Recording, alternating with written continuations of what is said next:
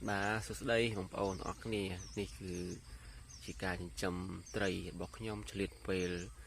ចិញ្ចឹមកណ្ដូបហើយក៏យើងមកចិញ្ចឹមត្រីបន្ថែមទៀតដើម្បីទុកហូបខ្លួនឯងហើយនឹងដើម្បីកាត់បន្ថយចំណាយផងដែរនេះ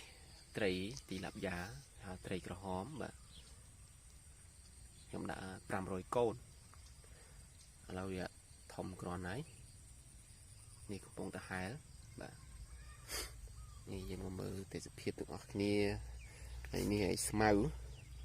សម្រាប់ឲ្យកណ្ដូបស៊ីយើងដាំឲ្យកណ្ដូបស៊ីស្មៅនេះយើងមានដីយើងចេះដាំទៅយើងមានដងមានអីយើងចេះដាំទៅដាំដូងមានស្វាយមានទៀបបារាំងហើយមានម្កាក់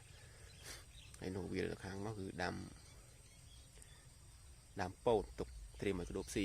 ព្រោះឥឡូវហ្នឹងកូនកណ្ដូបកំពុងតែធំម្ដងតិចអញ្ចឹងយើងដាំត្រៀមទុកឲ្យកណ្ដូបស៊ី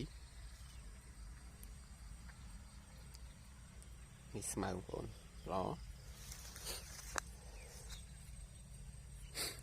ហើយសូមបងប្អូនសិនបើទំនេរបងប្អូនអាចឆ្លៀតពេល